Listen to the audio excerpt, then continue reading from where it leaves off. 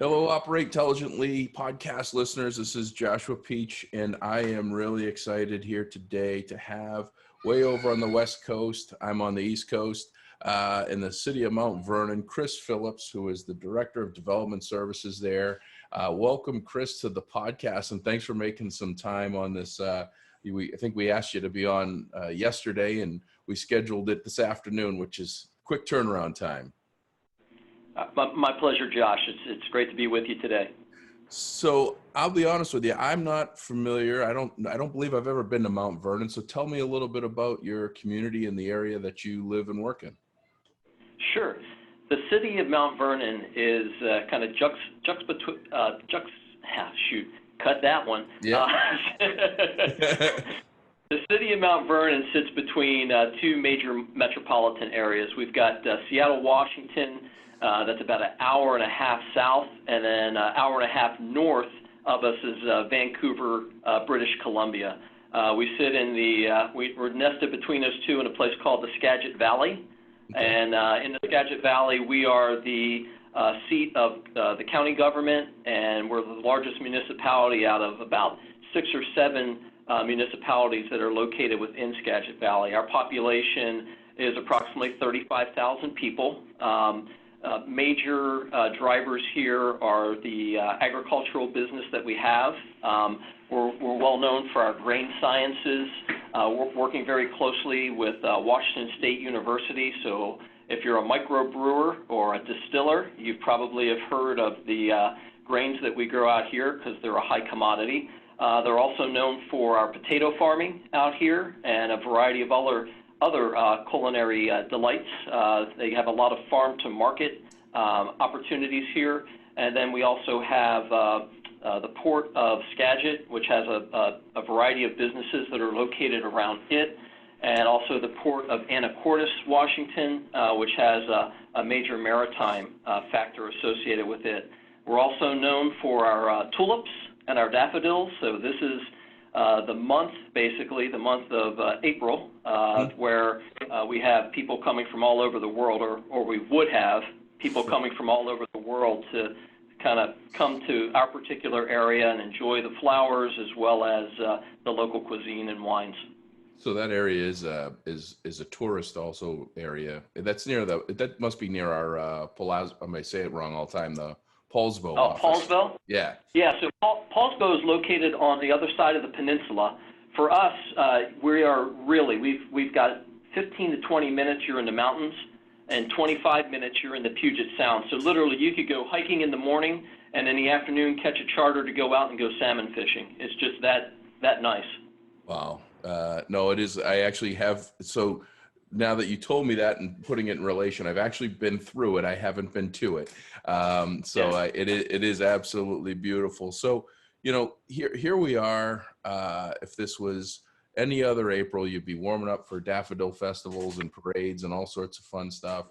But instead, we're in this thing known as COVID-19 and basically lockdown, stay in place. As I shared with you, I just read this article that you guys are in one of these hot areas or epicenters. You had a choir that was playing with 112 people, and I think 50 or more of them actually came down coronavirus positive. So you've got quite a few people in your area that have the virus, that are battling it. So you're doing a lot of things, and you've had to take a lot of steps and stages in the last 3 weeks, month, but probably well before that to prepare yourself for delivering work as usual while keeping more than social distance in many ways. Tell me a little bit about what you're doing. Sure, you're absolutely right, Josh. I mean, things have been so fluid out here. As I would like to say, it's been a very iterative process. I mean, literally, information is changing, day to day as it relates to the COVID-19 medical emergency. It is one that has definitely impacted our town and our community. We have what is close to being a shelter in place here by Governor Inslee, and again, there were a variety of, I think the edict was probably, or protocol was probably about 12 to 15 pages long.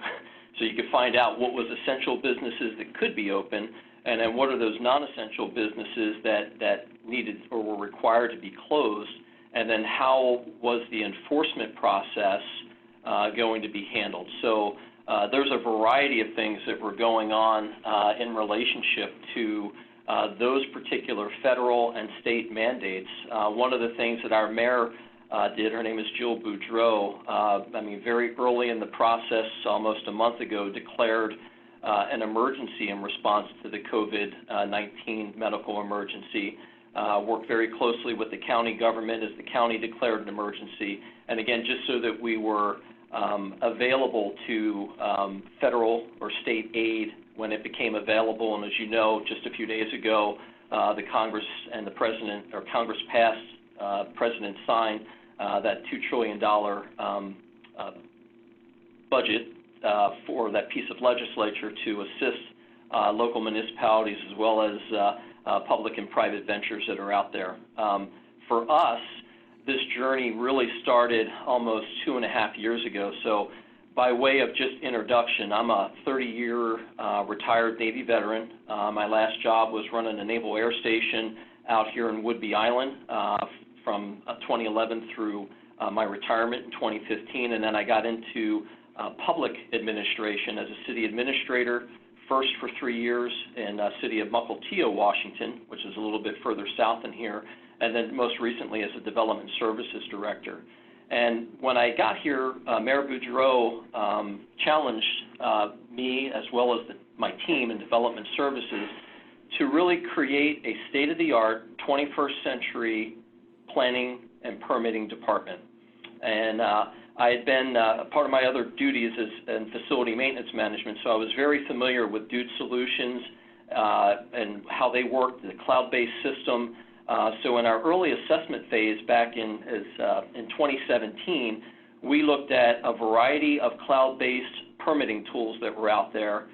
We ended up selecting SmartGov, which ultimately was bought out by Dude Solutions a little over maybe 1.5 years or 2 years ago. So we have been extremely pleased with our facilitation, our training, our integration with SmartGov, and then most recently with their integration of another software system called Bluebeam, which allows us to do electronic plan review. So I'll talk internal to the staff first.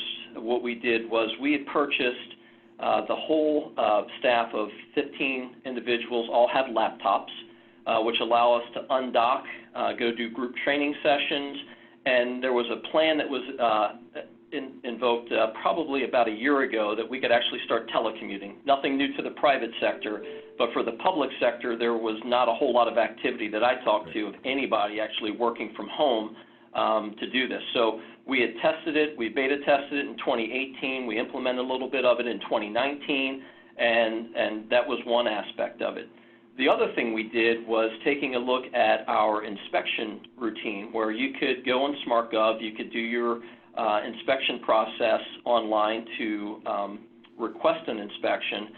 What we did with each one of our inspectors as well as code enforcement is that we worked with other municipalities who had mobile offices and kind of took their concept, but we Mount Vernonized it, if you will.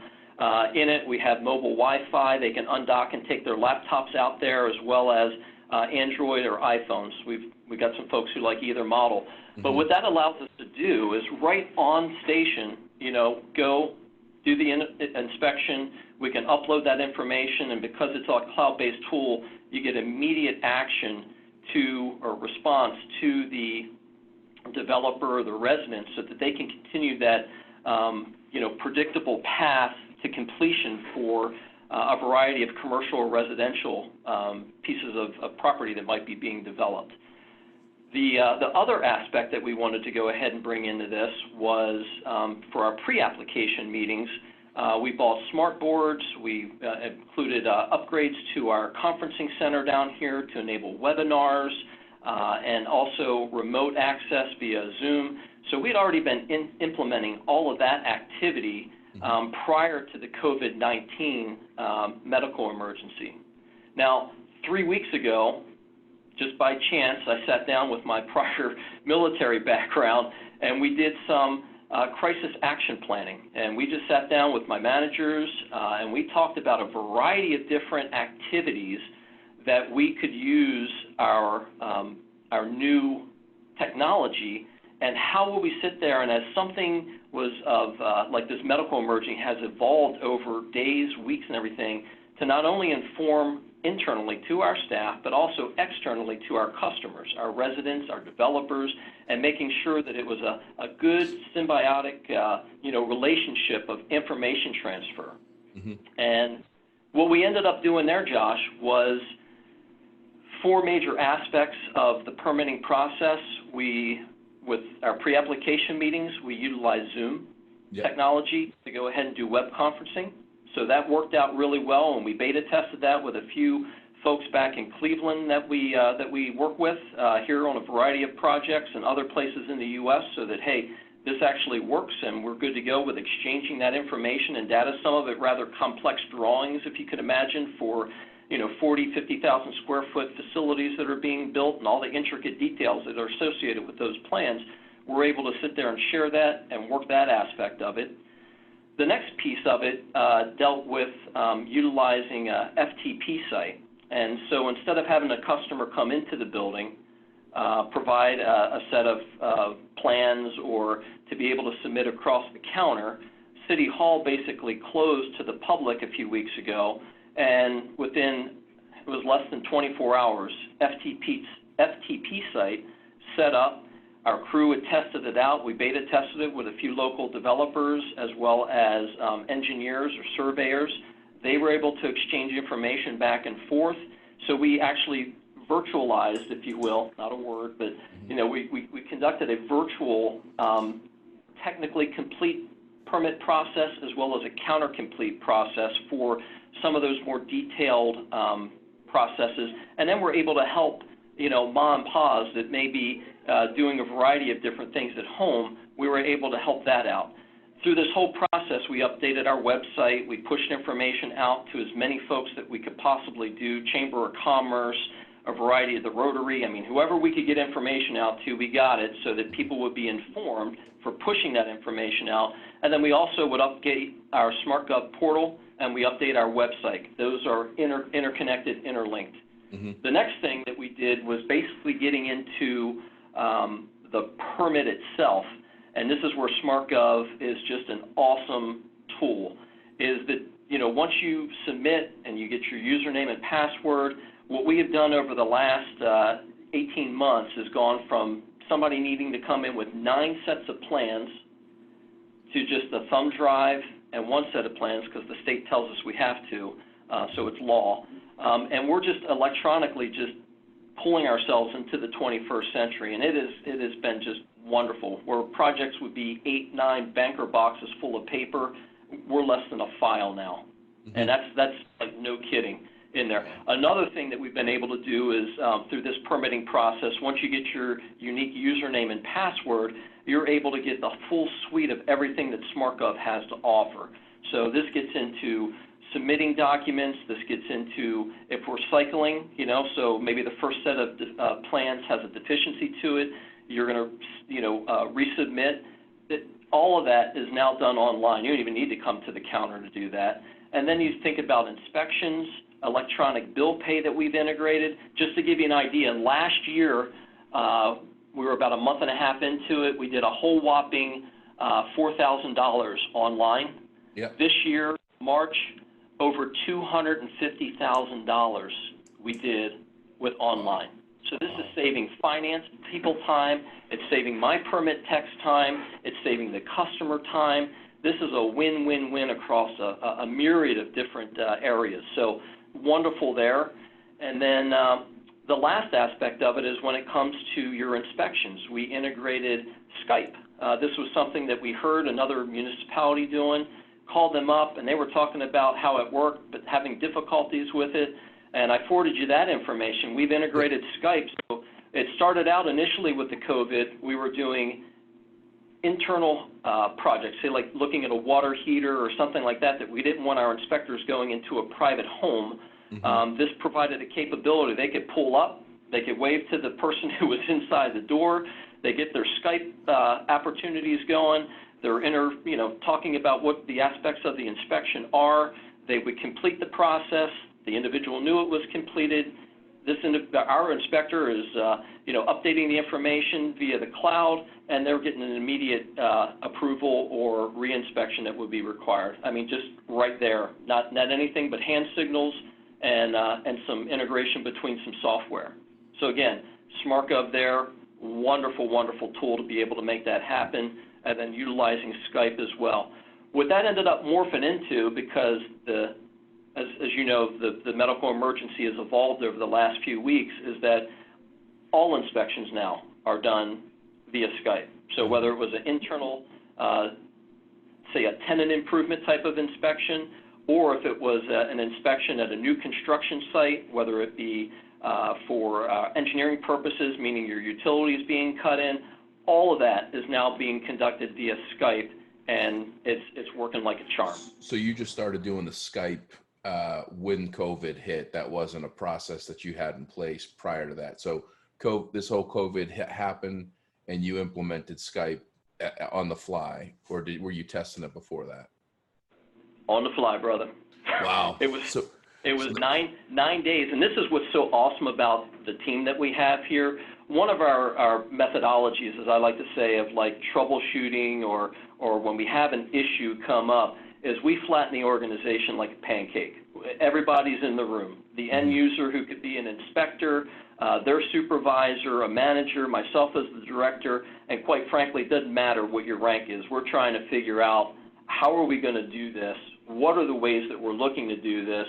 Okay, once we're in agreement with all that, I've got a group of people who would do the administrative type of standard operating procedures, kind of working that out with the technician. Once we got that, they bring it to me because, quite frankly, I'm the lowest common denominator in the group. If they can explain it to me, that's good.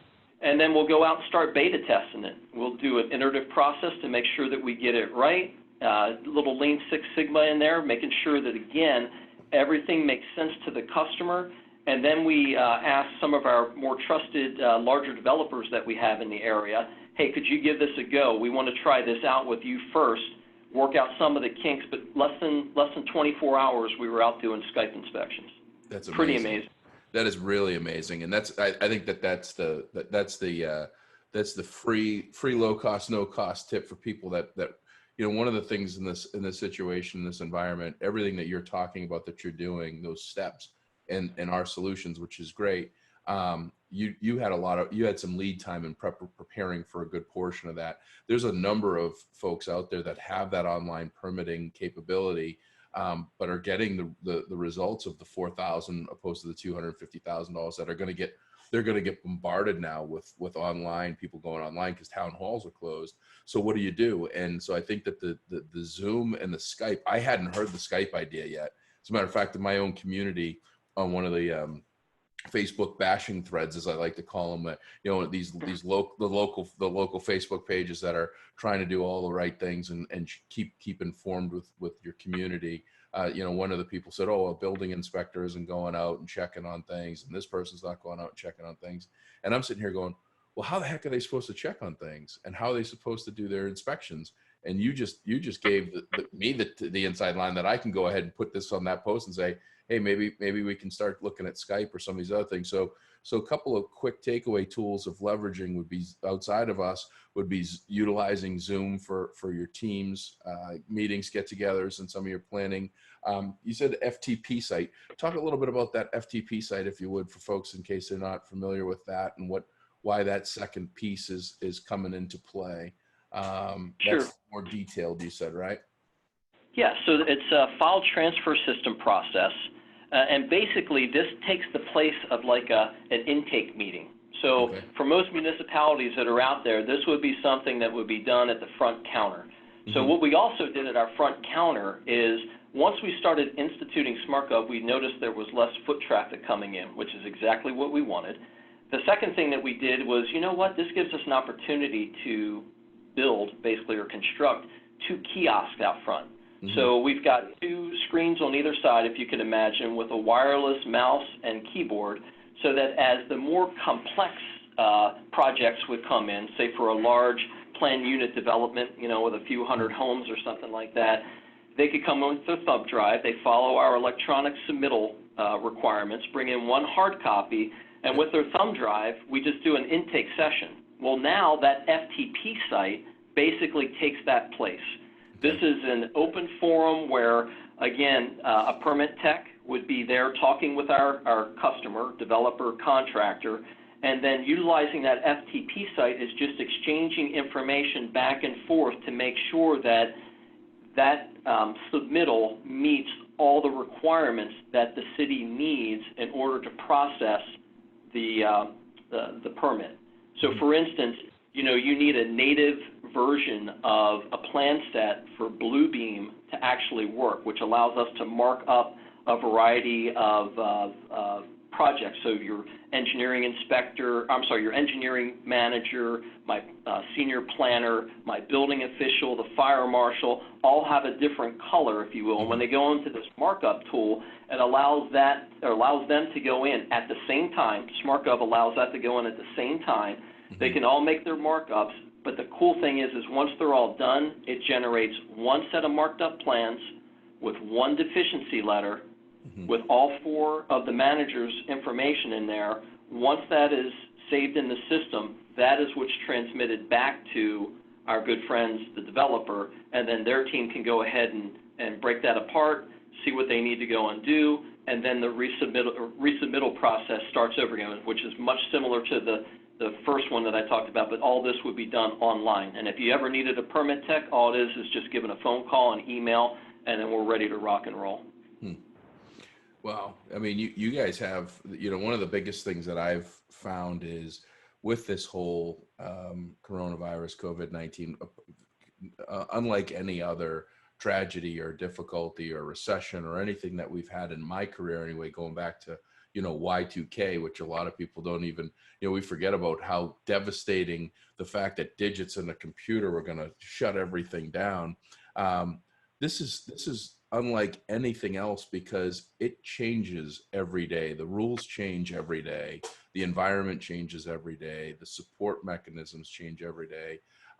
You guys seem to be really keeping pace and keeping things moving and adjusting on the fly as needed. What are some whether it's attitude mindset meetings? Is it what are some of your tricks of the trade that's causing me to sit here and go, wow, Mount Vernon's really got it going on, even though you're in one of the hotbeds of positive activity areas? What are some other what are some of the challenges that you've overcome, and how did you do it?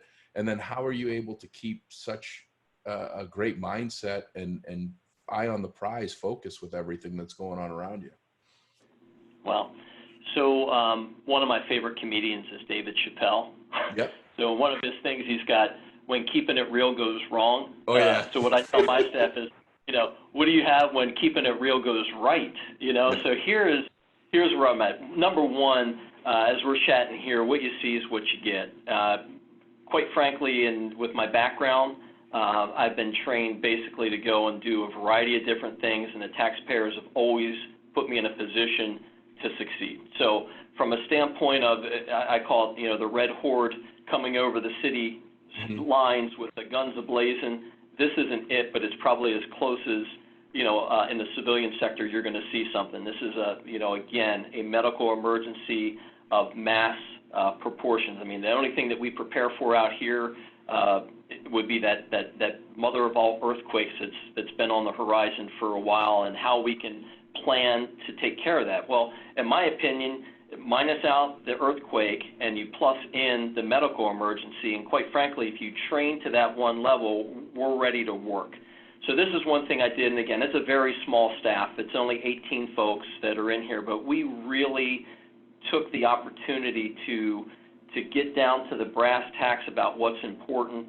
The other thing is that prior to this even happening, that troubleshooting or that continuous process improvement is flattening the organization like a pancake. Just because I'm the senior guy in the room doesn't mean I'm the smartest person in the room. I don't have all the answers.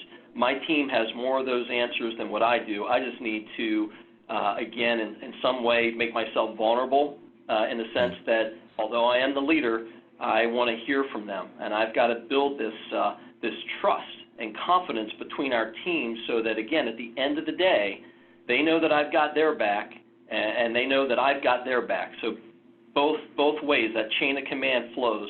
Now, I will let you know, I feel much better on the Napoleonic side of the house of chain of command. It's very traditional, where there's a bottom and a top.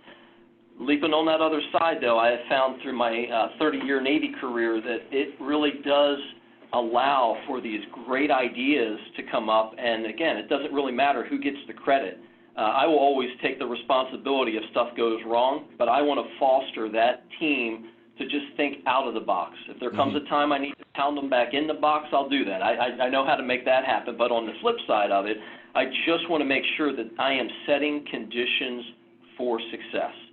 So leaving that as the foundational portion of your few questions you had in there, what we do is I meet with my team now, basically when we got to the point where we were telecommuting. So where other departments and other cities either shut down, and I mean there are some that are in the county here that just completely shut down. We are not. We are operating like everybody is here. So we telecommute. I've got 14 of 18 people telecommuting right now.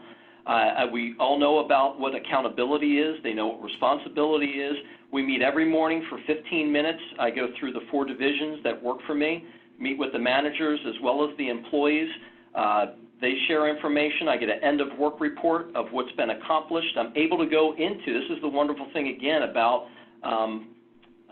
SmartGov, is that I can see every keystroke if I wanted to. Now, I trust my team much more than that, but I could if I wanted to. But I can go to to-do lists, and I can see every single thing that they are doing, you know, in the system as they're working through their administrative workflows. I can see it all, you know. Now, I'm not a micromanager by any stretch. I look at the end game. I want the mission. I need the mission to be complete. I need things to be seamless.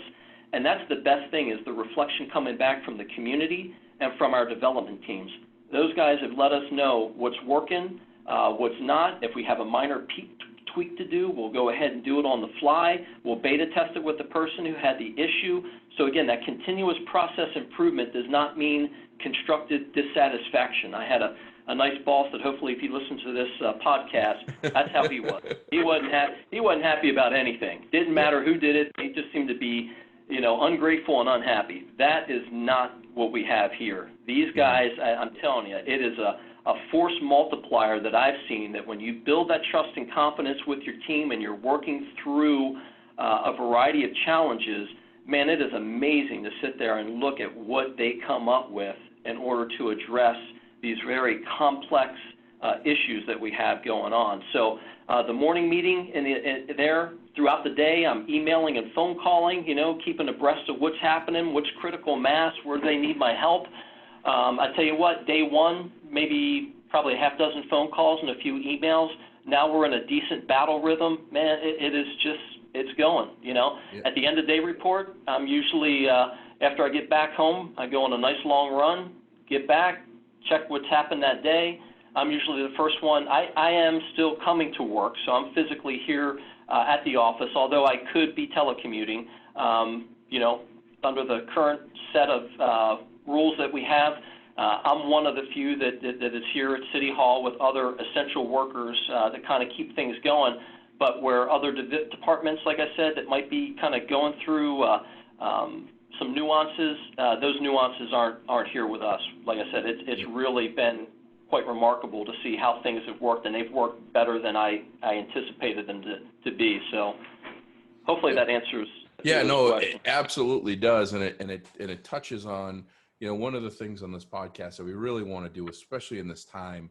You know, we definitely want to help our Dude Nation in understanding how we can help from our solution suite and the difference that we can make. And you did that.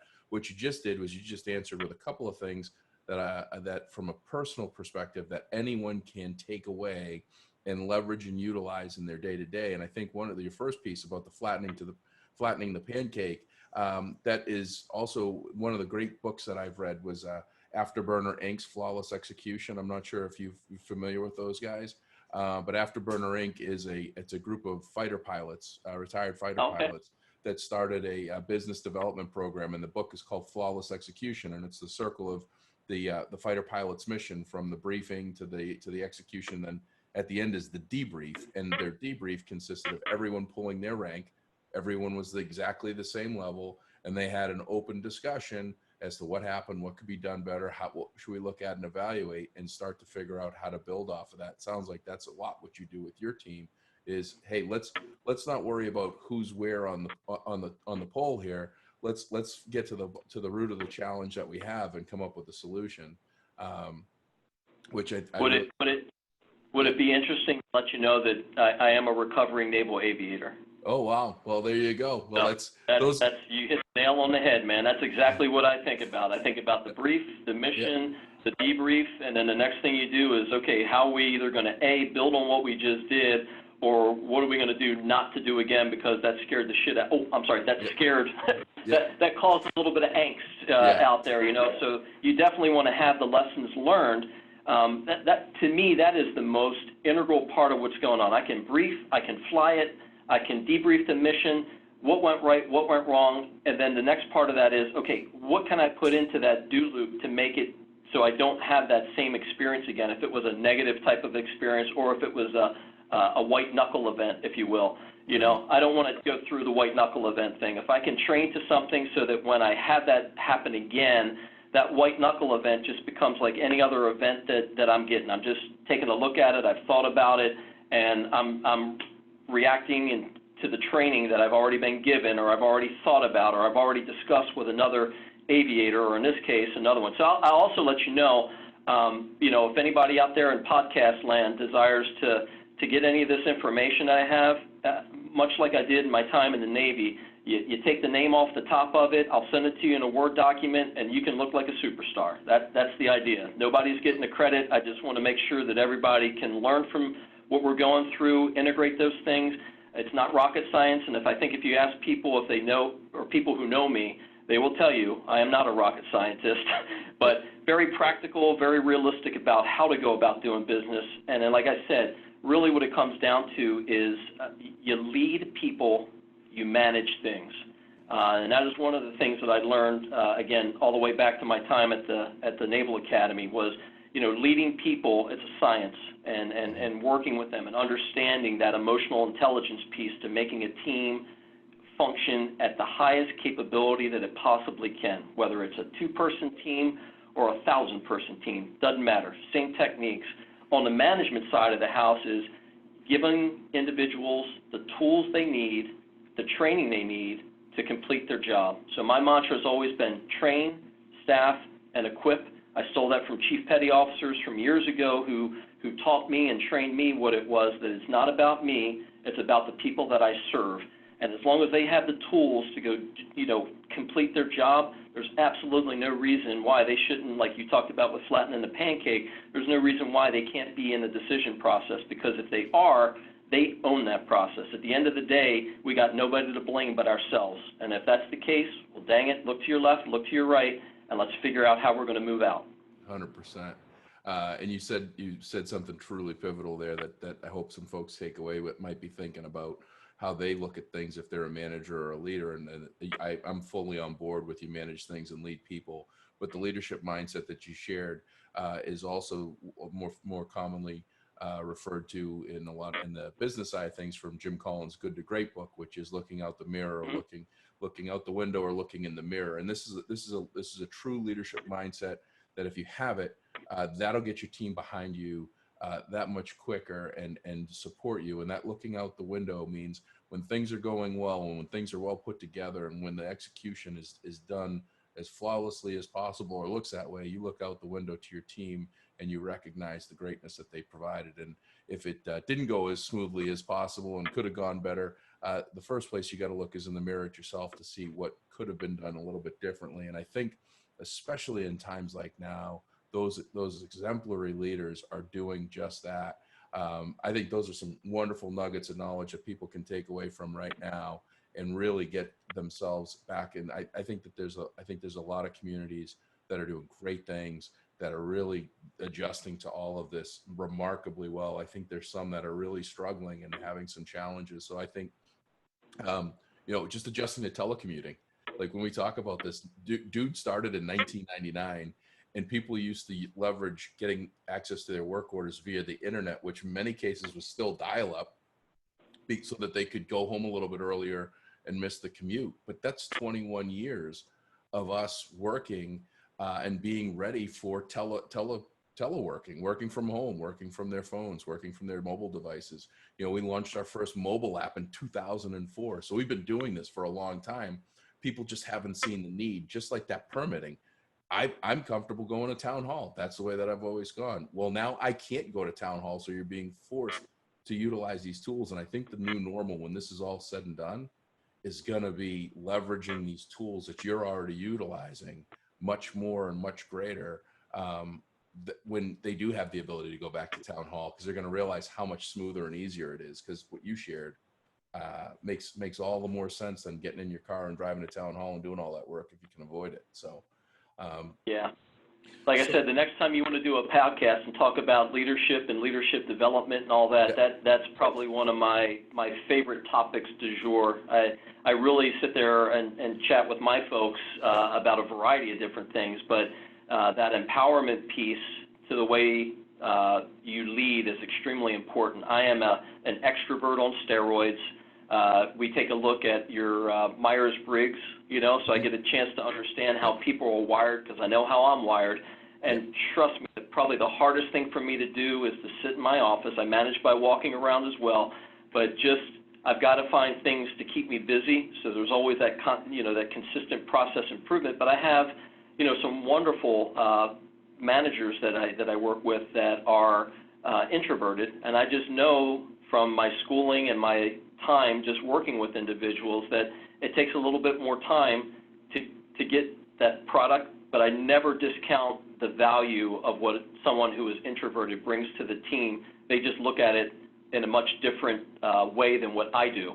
But again, all of those tools or all those pieces of the puzzle that you add together, that makes a greater good. So like I said, it is wonderful just to sit there and watch the team, very succinct situation reports, let me know what's going on, let me know where they need me in, and if not, I just stay in the peripheral and just watch. And again, when it comes to getting credit, it's the team that's getting the credit. I'm quite frankly almost at the end of my rope. I might have about 5 more years of working in me, or my wife tells me I can retire and just worry about golfing, which would be fine with me. But while I'm here, I just want to make sure that, again, grow the team so that when I do retire, I've got 5 people who could take my job, stand on ahead. That's the idea, not threatened.